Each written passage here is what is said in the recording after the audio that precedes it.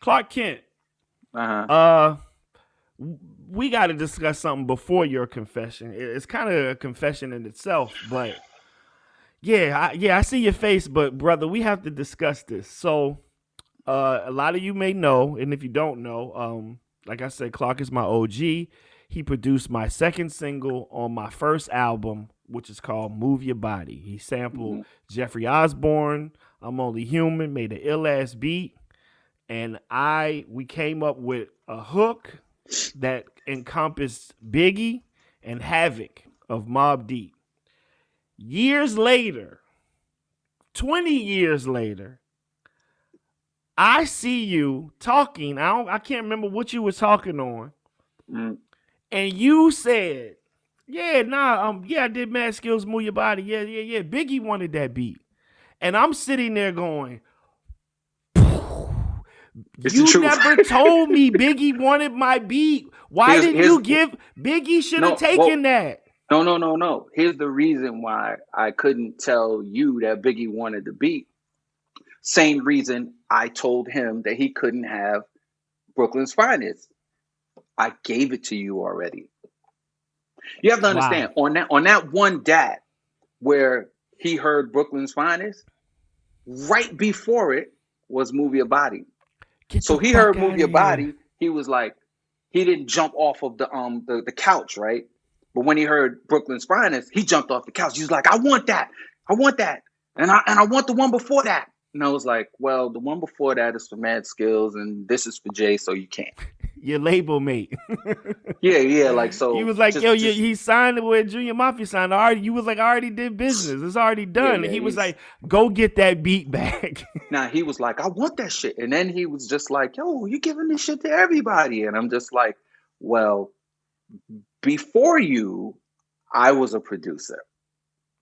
You know what I Right. mean? So like maybe, just maybe, I've sold some music before. So Right. that was and yeah, I think the only reason why that fact came up in that moment is because we were talking about Mad Skillz. You know what I'm Right. saying? And you know, it's crazy that we ended up.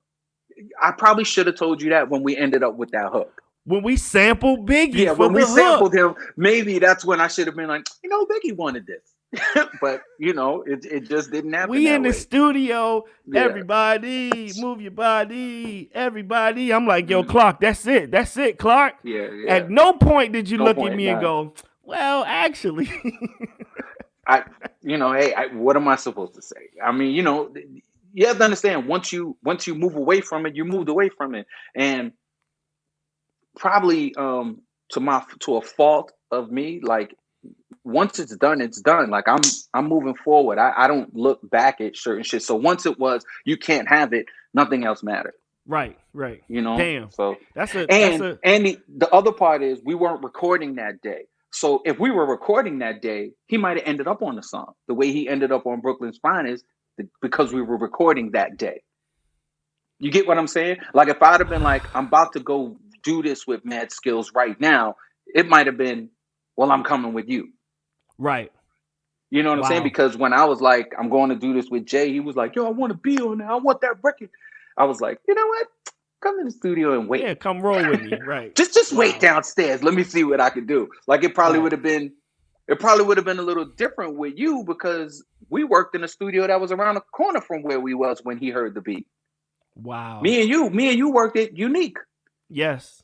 Oh, actually, we worked upstairs on that song when he heard your song. We were working upstairs in Unique.